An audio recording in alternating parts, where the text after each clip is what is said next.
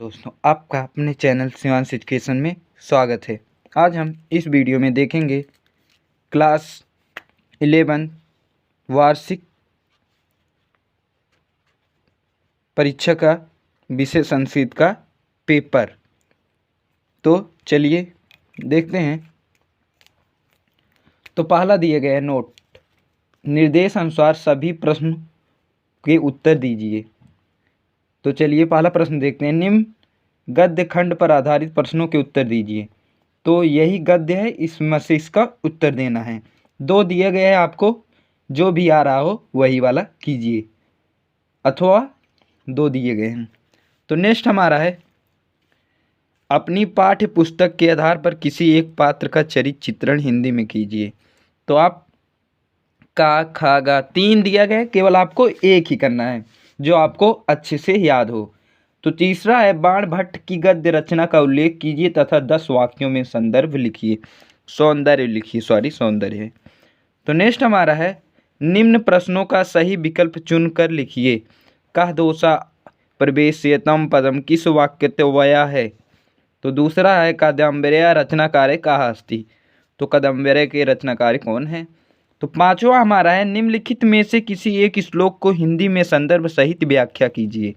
तो दो दिए गए हैं, आपको संदर्भ सहित हिंदी में व्याख्या करना होगा। तो नेक्स्ट है, सेम 11 वालों को ऐसा पेपर आएगा, निम्नलिखित में से किसी एक श्लोक का संदर्भ सहित संस्कृत में व्याख्या करना है। 7 नंबर आपको मिलेगा, दो दिया गया है। तो नेक्स्ट हमारा है, रघुवंशम महाकाव्य के द्वितीय सर्ग की काव्यगत विशेषता का संक्षेप में निरूपण कीजिए। तो अगला है हमारा, निम्नलिखित प्रश्नों का सही विकल्प चुनकर लिखिए। देखिए शब्द सीमा भी दिया गया है कि 10-100 शब्द लिखना है। तो निम्नलिखित प्रश्नों का सही विकल्प चुनना है। तो बहुविकल्पी है, सूर्यवंशम वर्जनम कृदम कार्यम अस्ति। तो सूर्यवंशों के लिए कौन सा कार्य वर्जित है, तो आप अपने पढ़े होंगे तो आप लगा लेंगे। राजा का जुगोप। तो नेक्स्ट देखते हैं हम, नौवां है हमारा, निम्नलिखित में से किसी एक अंश की हिंदी में संदर्भ सहित व्याख्या कीजिए। दो दिया गया है, एक का करना है। निम्नलिखित में किसी एक सूक्त का हिंदी में संदर्भ सहित व्याख्या कीजिए। तो 3 दिए गए, सिर्फ आपको एक करना है, जो आपको अच्छे से आए वही वाला कीजिएगा, ना कि जो नहीं आए। कालिदास के नाटक की विशेषता का संक्षेप में लिखिए, हिंदी अथवा संस्कृत में, अधिकतम 100 शब्द। तो नेक्स्ट देखते हैं हम, अगला है, निम्नलिखित प्रश्नों को सही विकल्प चुनकर लिखिए। सही विकल्प बहुविकल्पी है, आपको इसको दोनों देख लेना होगा। जो आप लोग तैयार करे होंगे तो आपको आ रहा होगा, तो आप उसको टिक कर लीजिएगा। निम्नलिखित में किसी एक विषय पर संस्कृत में पत्र लिखिए। तो संस्कृत में पत्र लिखना है किसी एक विषय पर।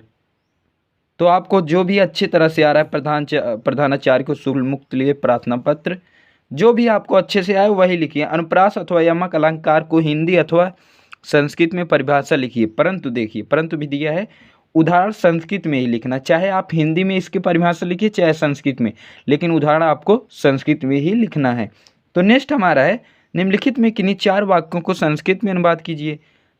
कितने वाक्य दिए गए हैं, 6 वाक्य दिए गए हैं, आपको 4 वाक्य का संस्कृत में अनुवाद करना है। तो नेक्स्ट साथियों, निम्नलिखित रेखांकित पदों में किसी एक विषय निर्देश पूर्वक विभक्ति का उल्लेख कीजिए।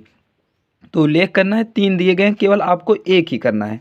तो नेक्स्ट है, परोपकारी महात्मा के महात्मा पद में कौन सी विभक्ति है, तो इसको भी देख लेना है, बहुविकल्पी है। निम्नलिखित पदों में किसी एक समास विग्रह कीजिए। तो समास विग्रह करना है। तो नेक्स्ट हमारा है, गजरूड़ा में कौन सा समास है, तो आपको बताना है। इसके बाद हमारा है, बुद्ध वधु उत्सव का संधि विधायक सूत्र लिखिए। हिमालय पद का संधि विच्छेद होगा। नदीसु पद में नदी के किस विभक्ति और वचन का रूप है। हरिभिपदि हरिपदि प्रतिपदी के किस विभक्ति और किस वचन का रूप है। तो आपको जो वचन होगा वही लिखना है। अगच्छा रूप गम धातु का पुरुष और वचन लिखिए।